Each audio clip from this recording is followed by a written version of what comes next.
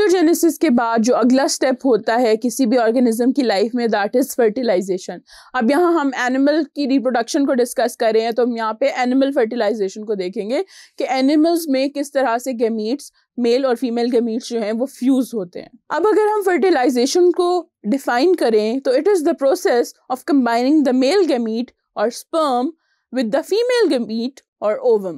The product of fertilization is a cell called a zygote. अब fertilization में एक mail और फीमेल गैमीट कंबाइन होता है, फ्यूज करता है और उसके रिजल्ट में हमारे पास एक सेल प्रोड्यूस होता है जिसको हम कहते हैं जाइगोट।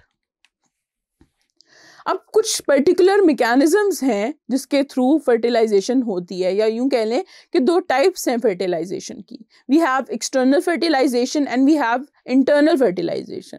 जो एक्सटर्नल फर्टिलाइजेशन है, नाम से भी थोड़ा सा शायद आपको अंदाज़ा हो जाए, बट आई विल एक्सप्लेन कि इसमें एग सेल्स जो फर्टिलाइज होते हैं ये आउटसाइड ऑफ द बॉडी होते हैं, यानी कि जो फीमेल है वो एग्स जो है वो कहीं ना कहीं ले करती है और उसके बाद फर्टिलाइजेशन हो रही होती है।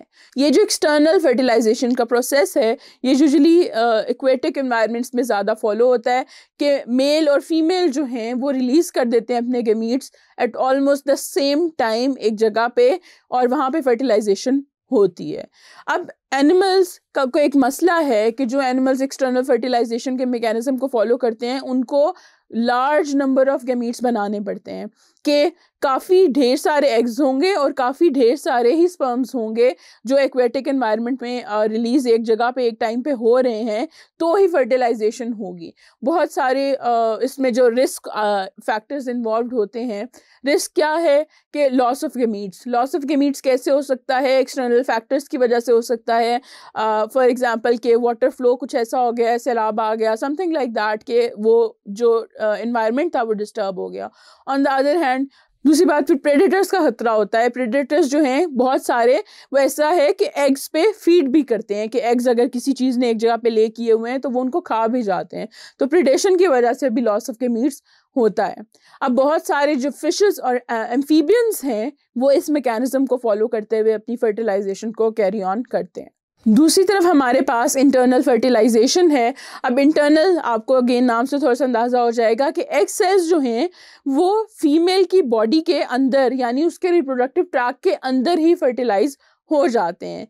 अब ये कहाँ कहाँ पे होती है? ये रेप्टाइल्स में, बर्ड्स में और मैमल्स में जितनी भी जो फर्टिलाइजेशन है वो इंटरनल फर्टिलाइजेशन होती है। That is a result of mating between male and female organisms. उसके रिजल्ट में फर्टिलाइजेशन होती है और आगे फर्दर ऑन न्यूबॉर्न कोई इंडिविजुअल डेवलप होता है। अब ये जो एनिमल्स हैं इनके कुछ कैरेक्टरिस्टिक्स हैं कि ये डेवलपिंग एम्ब्रियो को प्रोटेक्शन खुद प्रोवाइड करते हैं, यानी कुछ मैकेनिज्म्स हैं जिनके थ्रू प्रोटेक्शन देते हैं। अगर रेप्टाइल्स और बर्ड्स की बात करें तो वो क्या करते हैं कि आफ्टर फर्टिलाइजेशन जो एग सेल होता है उसके अराउंड एक प्रोटेक्टिव शेल बना दिया जाता है। शेल जो है वो बहुत हार्ड किस्म का एक स्ट्रक्चर होता है, वो डिपॉजिट कर देते हैं और वो शेल प्रोटेक्ट कर रहा होता है उस डेवलपिंग एम्ब्रियो को।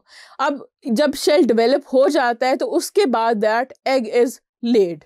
बर्ड्स और रेप्टाइल्स के अलावा हमारे पास मैमल्स आ जाते हैं जिनमें इंटरनल फर्टिलाइजेशन होती है। तो मैमल्स में क्या होता है कि डेवलपमेंट भी जो है फर्टिलाइज्ड एग की इनटू अ न्यू बेबी वो मदर की बॉडी के अंदर ही होती है, यानी कि वो एग ले नहीं करते। कुछ मैमल्स भी हैं, कुछ एग लेइंग मैमल्स हैं जैसे कि डकबिल प्लैटिपस है, that is a mammal but it Lay's eggs. But majority mammals जो हैं वो मेटिंग करते हैं, उसके रिजल्ट में फर्टिलाइजेशन होती है और जो न्यू ऑर्गेनिज्म है वो मदर की बॉडी के अंदर ही इम्प्लांट हो जाता है उसके यूट्रस में। अब ये जो स्टेप है ये एक्स्ट्रा प्रोटेक्शन प्रोवाइड करता है एम्ब्रियो का, और मदर की जो बॉडी है वो खुद ही सारे का सारा जो न्यूट्रिशन चाहिए होती है, जो टेम्परेचर चाहिए होता है, जो सेफ्टी चाहिए होती है, वो सारी की सारी एम्ब्रियो को प्रोवाइड करती है।